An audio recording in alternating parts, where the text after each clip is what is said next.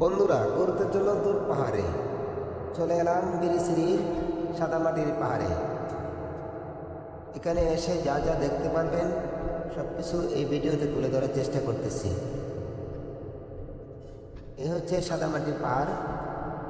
ভিডিওটা দর্শক সহকারে দেখুন, আশা করি বুঝতে পারবেন এখানে কি কি আসলে আছে। এখানে যা যা দেখতে পারেন এই ভিডিওতে শেষ পর্যন্ত থাকবে, আপনাদের একদম বিজয়পুর 0 পয়েন্ট পর্যন্ত।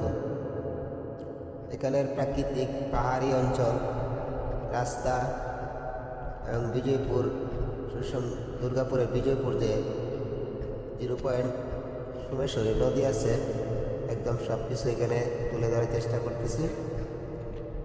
আর এই যে জায়গাটা এই মুহূর্তে দেখতেছেন, এটা হচ্ছে বিপিনগঞ্জের সাদামাটির পাহাড়। সামনে দেখতেছেন যে যাইতেছে, সে আমার একজন বন্ধু মানুষ। সে আমাকে মাঝে মাঝে সহযোগিতা করে ভিডিও তৈরি করার জন্য। আসলে কে কে বলতে পারেন এই পাহাড়ের এই অবস্থা কেন? এই যে দেখেন, পাহাড় কেটে মাটি নিয়ে গেছে। আসলে সাদা মাটির পাহাড় বলতে গেলে এখানে মাটি কিন্তু একদম সাদা না, মাটিটা ধূসর, হালকা গোলাপি। এই যে জায়গাটা উনি দাঁড়িয়ে আছেন, এই জায়গাটা কিন্তু বাস্তবে অনেক সুন্দর। এই যে দেখেন কি অবস্থা, অসাধারণ একটা জায়গা। ঘুরতে চাইলে আপনারা আসতে পারেন। এখানে বসে থাকলে অনেক ভালো লাগে। সবসময় চেষ্টা করবেন বর্ষার শেষ মুহূর্তে আসতে। বর্ষাকালের শেষ মুহূর্তে, অর্থাৎ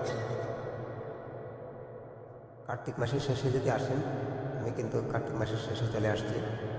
এই সময়ে আসলে মূলত প্রকৃতির আসল রূপটা দেখতে পাওয়া যায়। যদি চৈত্র মাসে আসেন তাহলে এখন যে পরিস্থিতিটা আছে এটা চৈত্র মাসে পাবেন না। প্রকৃতি বিভিন্ন সময় বিভিন্ন রূপ ধারণ করে, এক এক সময়ের এক এক সৌন্দর্য।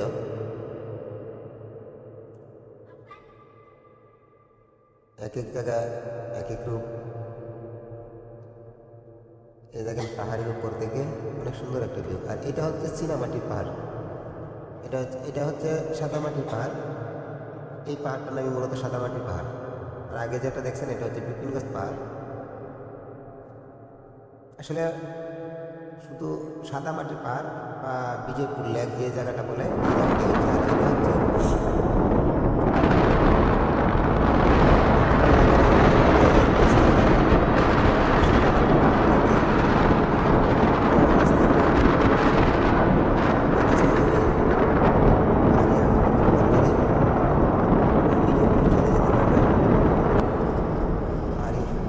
সুন্দর একটা আঁকা বাঁকা রাস্তা।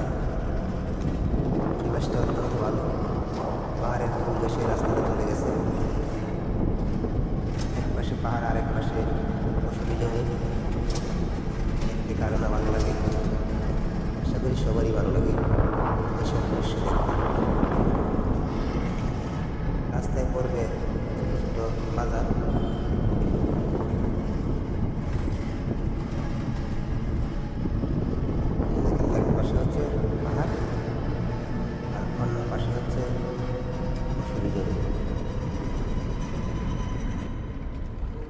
এই হচ্ছে বিজয়পুর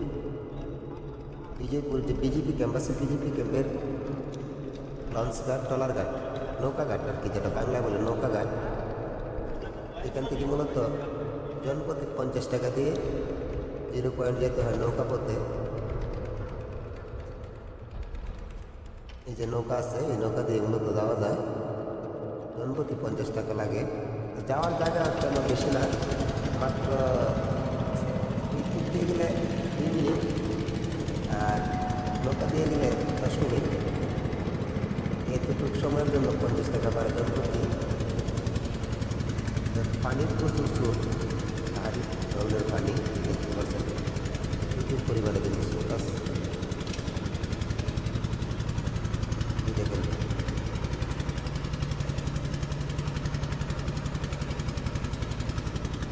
বিভিন্ন জায়গা থেকে কিন্তু আসলে মানুষের এখানে ঘুরতে আসে।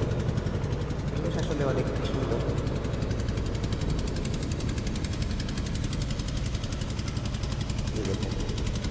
যে পাহাড়গুলো দেখতেছেন এগুলো আমাদের বাংলাদেশ প্রায় এগুলো হচ্ছে যে পাহাড়গুলো দেখতেছেন এটা হচ্ছে যে ভারতের পাহাড়, এটা হচ্ছে মেঘালয়ের পাহাড়, আরও পাহাড়।